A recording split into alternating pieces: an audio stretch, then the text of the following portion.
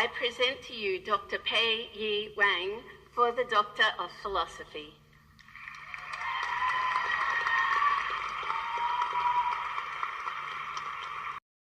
Today it's a Monday, and I have a thesis to write today.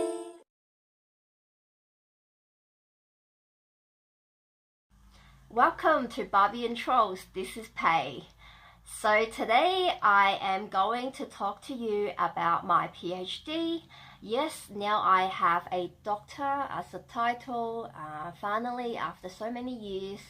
I first created this channel as a part of my procrastination during my doctoral candidature, and now I am finally on the other side of the tunnel, and I thought, well, now that I actually have the time, I might do something with this channel, as a way to give back to the PhD community. And so I've created a list of questions. I'm actually going to answer them very thoroughly.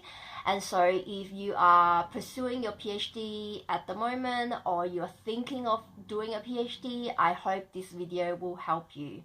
Okay, so the first question is actually a hard one. Can you please describe your thesis in one sentence? Okay, my thesis is basically about trying to understand how social media can be used as a vehicle to mobilize online users to support victims of corruption.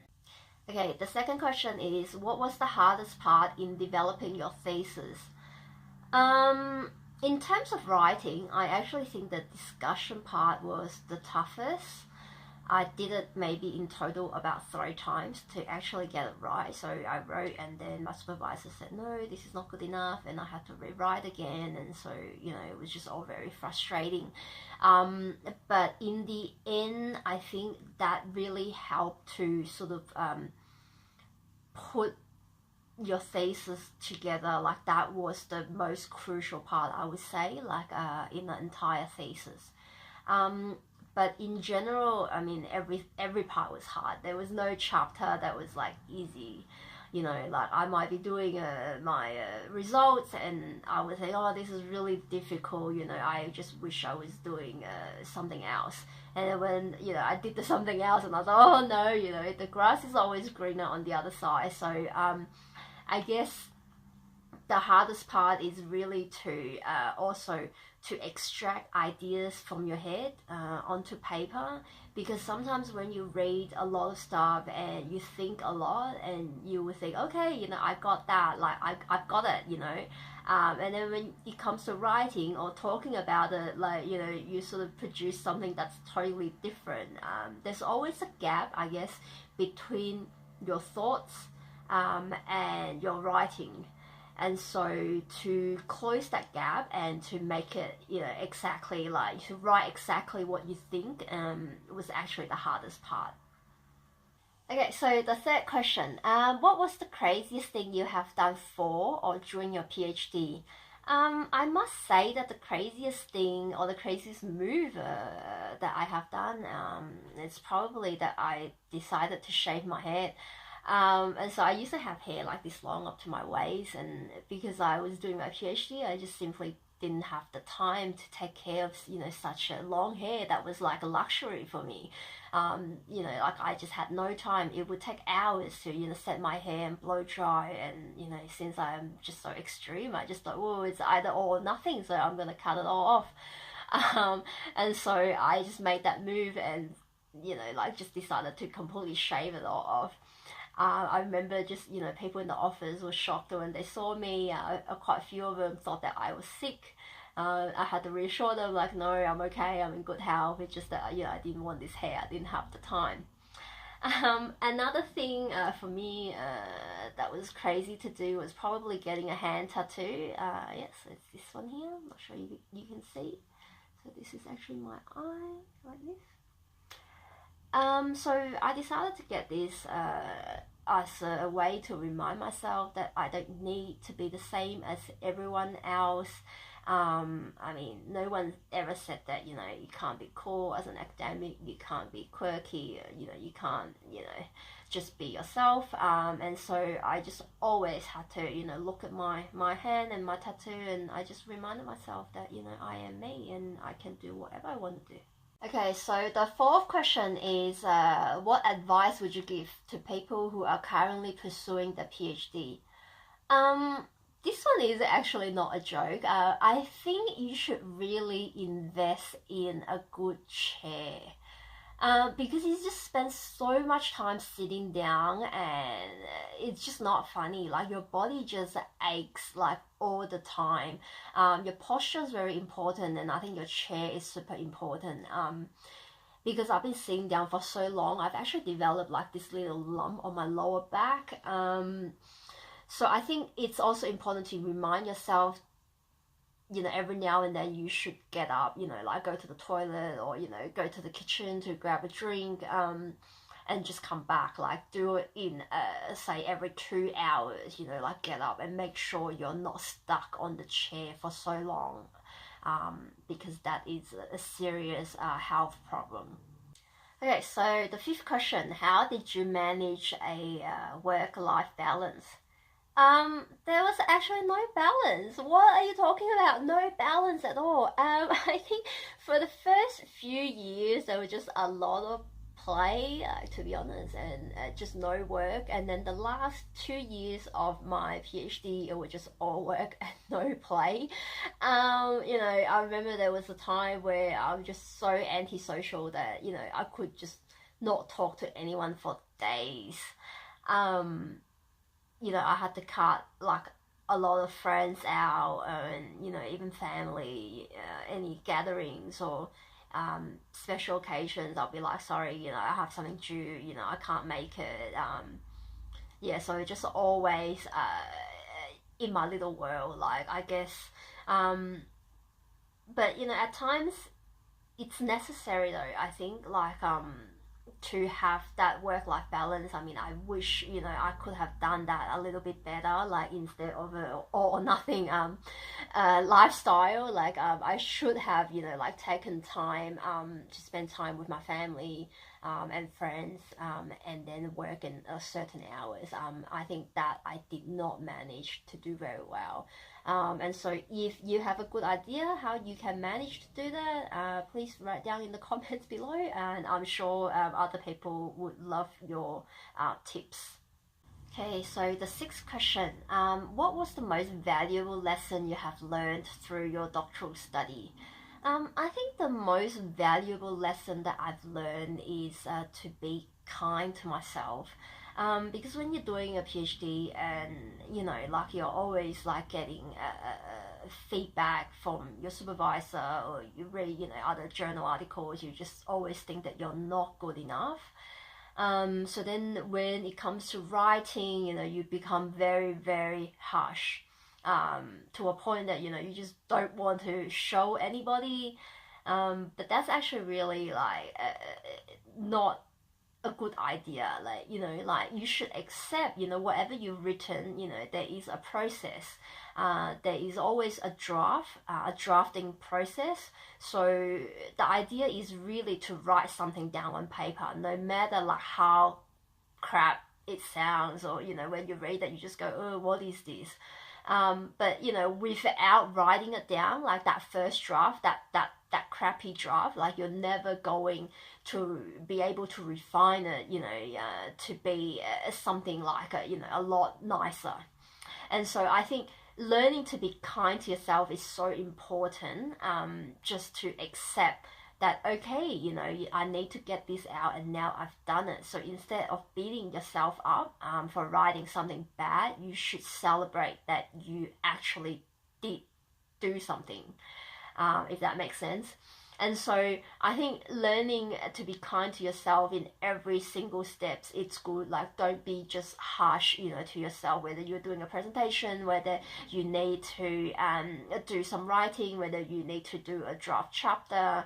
I think you should always just tell yourself that you've done a good job.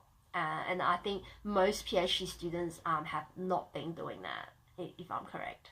Okay, so the seventh question, how did you motivate yourself to write? The truth is I couldn't. So I always needed someone else. At the beginning of my candidature, I formed a little support group. So it consists of me and 4 other girls. So what we did was we meet, we organized a meeting. We would meet every week or every fortnight. We will exchange our writings, and we will go pass around the table, and we will critique each other's writing. So we did that for a little while for the first year, and then when it was time for me to really draft these chapters, it was super important that I had to set up a study buddy system. I just could not handle it on my own. With a study buddy, it's sort of like you push each other. Like, it's not a competition. Like, you're achieving the same goals, and so you're going towards that same goal. You're sort of holding each other's hands. So what we do is we will set aside a time that me and another friend, I had several study buddies actually, like throughout my candidature. So what we'll do is we'll set a time to write together, and then we'll take breaks together. And I mean, at the end of the day, we might even go to the pub and grab a beer or something like that to reward ourselves, and that's super important. But towards the very, very end of my candidature, I was all alone, and to motivate myself to write, I had to develop a routine. For me, I mean, I guess everyone is different, but for me, I think I've calculated the hours where I was most productive, and it turned out to be about 5 to 6 hours in a day's time. So, and that is the period for me after lunch and before dinner. So what I'll do is I would actually have lunch, so that I'm not hungry. I have no excuse to get up or go to the kitchen or grab something to eat, during my working hours. So after lunch, I would just sit down. I would turn off all social media, all phones, all emails. I would not check anything, and just solid, I would do 5 hours. And then I will get up and leave and have dinner. And that was a way, I think that way worked for me. Okay, so question number 8. Did you have any issues with your supervisors, and if so, how did you handle it? I've been extremely lucky. I had no problems with my supervisors at all. My main supervisor, like my principal supervisor especially, she is just so supportive, and I'm just forever grateful to have her as my supervisor. If anything, it's more like this internal stress that I think because she is so good to me, that somehow I need to perform even better so that I don't let her down. So, if there's any issues, that's probably like on my side, not her side. But I did hear a lot of my colleagues and friends had really bad experience with their supervisors. And I mean, all I can say is, if you think that the relationship between you and your supervisor is going to impact on your thesis negatively, then you should definitely do something about it. Either ask the faculty or your university to intervene, or get someone else to to mediate the situation. Okay, question number 9. How did you manage your finances during your candidature? I was extremely lucky that I had my scholarship, so I was a scholarship recipient, and so I was getting a stipend every fortnightly to support my living expenses during my candidature. I was also getting some tutoring jobs on the side, but still at one point, I couldn't handle the stress of my finances anymore, so I had to move back home. And so I'm really grateful that my parents took me back in. But I know a lot of PhD students might not have that luxury, and so it's a very stressful thing to think about. Like when you have a thesis to write and you're worrying about money. I actually wrote a book chapter on this topic about how to survive the financial downturns during your candidature. In this book here, it's called Postgraduate Studies in Australia. So that's the cover. And so yeah, here I wrote about things like how I got basically my experience, how I got my tutorings, how I came to cut my expenses and things like that. So if you have time, please do check this out. So it's a really good book. It's also got a lot of other contributors there telling you other tips about like how to survive the PhD. Okay, question number 10. What would you do differently if you were to start your thesis all over again? This one is also a hard question. What would I do differently? I would probably spend more time and energy on networking. I mean, I'm not sure. Like, I'm always just not sure what I wanted to do like after my PhD. But I do think that if you wanted to get back into academia, I do think that networking is very important. Like, it's just that people, a lot of the time when you get jobs and positions, I do think that people need to trust you. They need to know who you are, and so to establish that rapport, I think it's a very important and valuable thing. If you can achieve that during your PhD, it probably means that it's easier for you to get a job like once your PhD is over.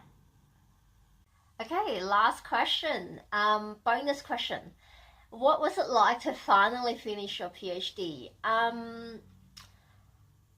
I think this is something that not a lot of people would talk about. Like, I mean, they always would tell you, yeah, this is what you have to do in order to finish your PhD. But, what do you do afterwards? Like, even just emotionally, like, how do you handle it? Like, I remember I was just feeling totally lost, lost of the lifestyle, lost of the community, loss of identity. So it actually takes a lot of time for me to decompress. And so I think emotionally, like, it takes maybe about like half year for me to really, settle down and think that, okay, like now this thing is done, like I no longer have a purpose, like, I mean, for the past 5-6 years, every day, I've been thinking about like, I need to finish this thing, and now that's finally done, it just actually felt very, very strange, as if I'm not myself anymore. And every day that I wake up and I'll be like, okay, what now? Like, what do I do now? So I do think that it needs you need to maybe find another purpose, and for me, I'm still trying to do that. Okay, so that concludes all the questions that I have prepared for today's episode. I hope you enjoyed this new series, and I will see you next time. Bye!